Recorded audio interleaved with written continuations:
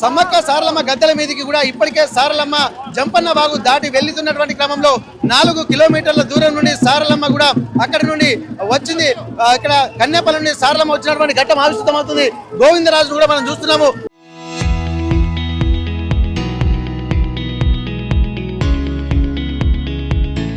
ఇక్కడ వస్తున్నటువంటి గోవిందరాజు ఇక్కడ పూర్తి స్థాయిలో వచ్చినటువంటి బలగల నడుమ పోలీసులు అలాగే రోప్ పార్టీలతోటి కూడా గోవిందరాజు కూడా గద్దెల మీదకి చేరుకోబోతున్నారు. ఇక్కడ పక్కనే ఉన్నటువంటి 7 కిలోమీటర్ల దూరంలో ఉన్నటువంటి కొండాయి ప్రాంతం నుండి కూడా సారలమ్మను అలాగే గోవిందరాజు కూడా వస్తున్నటువంటి ఘట్టాన్ని చూస్తున్నాము.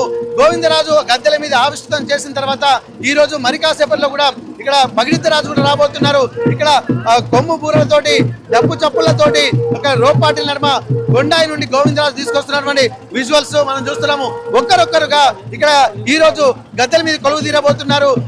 ఈ రోజు సారలమ్మ అలాగే గోవిందరాజు అలాగే పగిడిద్దరాజులు ఈ రోజు గద్దెలపై కొలువు తీరినటువంటి నేపథ్యంలో కూడా భక్తులు మాత్రం ఇక్కడ జనసందోహాల నడుమ కూడా చూస్తున్నాము. ఇక్కడ దగ్గర నుండి మనం చూస్తున్నాము ఎక్స్క్లూజివ్ గా క్లోజ్ విజువల్స్ లో మనం చూస్తున్నాము.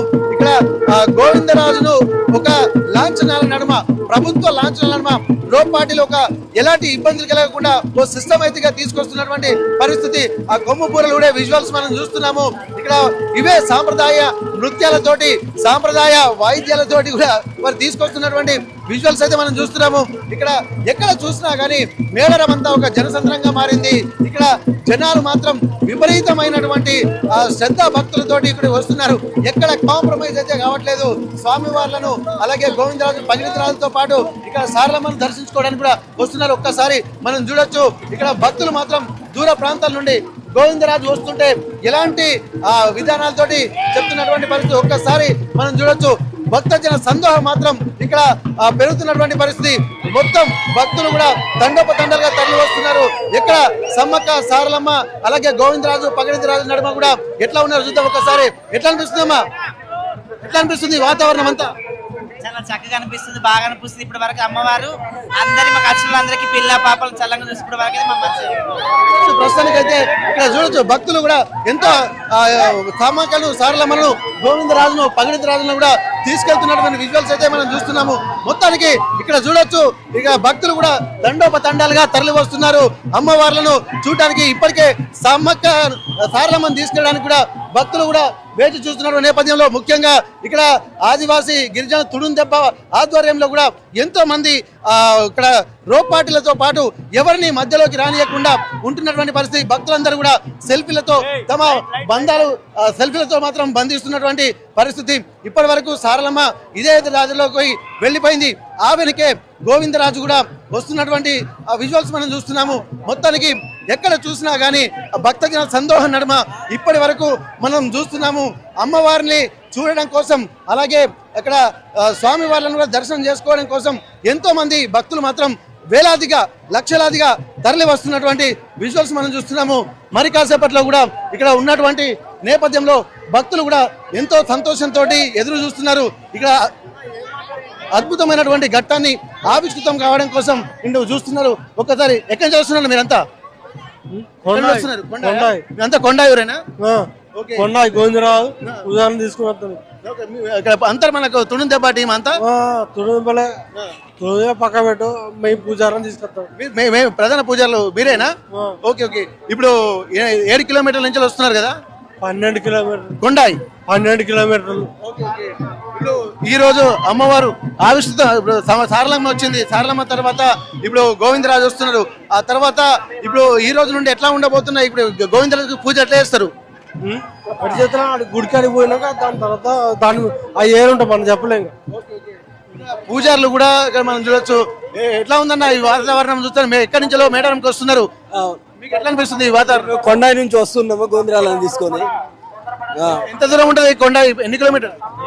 8 కిలోమీటర్ల దూరం నుండి వస్తున్నాం. కాలినడకనే వస్తున్నాం. మనం చూడొచ్చు.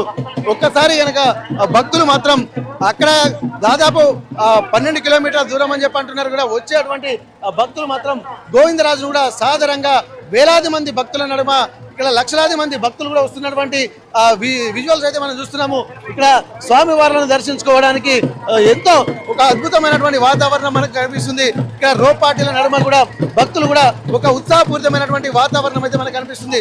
ఎక్కడ చూసినా కానీ స్వామి వారిని దర్శించుకోవడానికి గద్దెల ప్రాంగణంలోకి వెళ్ళడానికి ఎంతో ఉత్సాహం కూడా కనిపిస్తున్నటువంటి నేపథ్యంలో అమ్మవార్లను అలాగే గోవిందరాజు వచ్చేస్తున్నాడు. మరి కాసేపట్లో గద్దెల మీద ఆవిష్కృతం కాబోతున్నాడు.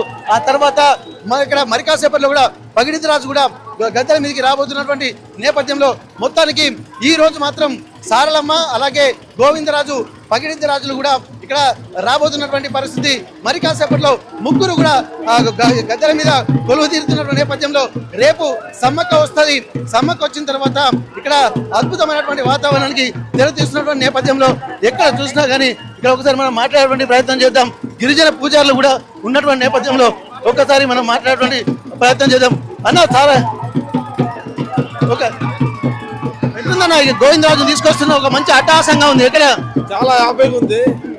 ఇప్పుడు ఏం మాట్లాడలేము, తర్వాత మాట్లాడదాం. ఓకే చెప్పండి. ఎట్లా ఉంది వాతావరణం అంతా?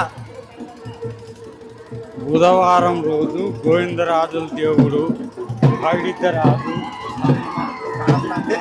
ఎంత దూరం గోవిందరాజు ఎక్కడి నుంచి ఎంత దూరం తీసుకొస్తుండ్రు? కొండాయి గ్రామం నుండి గోవిందరాజును తీసుకురావడం జరుగుతుంది. ఈ రోజున బ్రహ్మాండంగా అక్కడ నుండి కాలినడకతో తీసుకురావడం జరుగుతున్నది. ఇప్పటికి కూడా సారలమ్మ గారు వెళ్ళిపోవడం జరిగింది. పగిడితరాజు కూడా అక్కడికి గుడి దగ్గరికి చేరుకోవడం జరిగింది. గోవిందరాజులు కూడా కొద్ది క్షణంలోనే వాళ్ళ దగ్గరికి సారలమ్మ ప్లస్ మన పగిడితరాజు దగ్గరికి చేరుకోవడం, గర్భగుడికి చేరుకోవడం జరుగుతుంది. కాబట్టి అందరూ కూడా అన్ని పూజలు కావచ్చు, ఈ రోజున వాలంటీర్స్ కావచ్చు, ప్రశాంతంగా ఈ రోజున అందరూ కూడా శాంతియుతంగా తీసుకుపోవడం జరుగుతుంది. అందరూ కూడా సమ్మక్క కూడా సారలమ్మ పగిడితరాజు సమ్మ వీళ్ళందరూ కూడా ప్రశాంతంగా, ఎందుకంటే ఇక్కడికి వచ్చిన భక్తులందరూ కూడా శాంతి కలగాలని చెప్పేసి కోరుకోవడం జరుగుతుంది. ఎన్ని కిలోమీటర్ అన్న? 10 కిలోమీటర్స్ నుండి కూడా నడుచుకుంటూ రావడం జరుగుతున్నది. కాబట్టి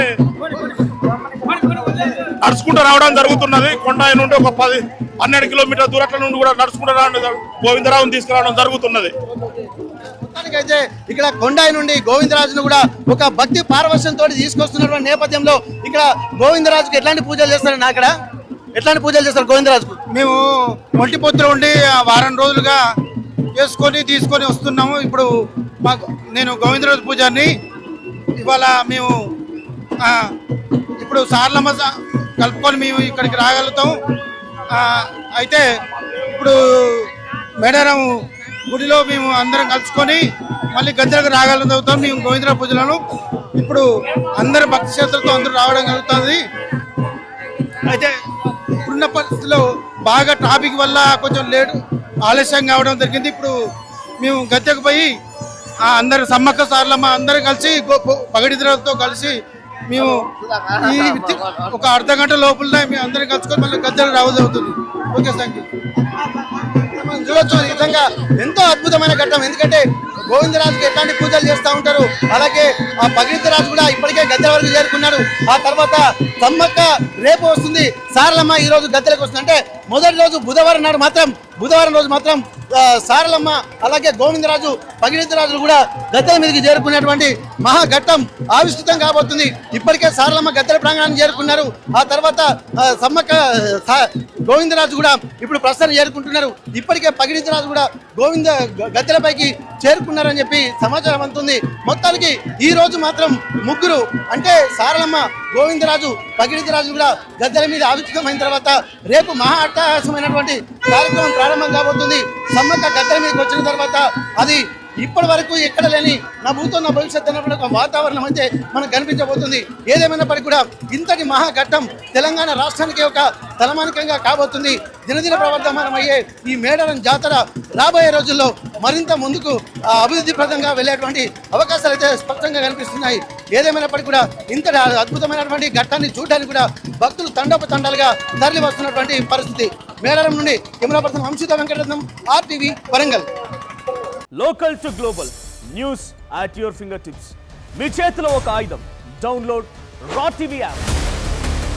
media legend Ravi Prakash is back.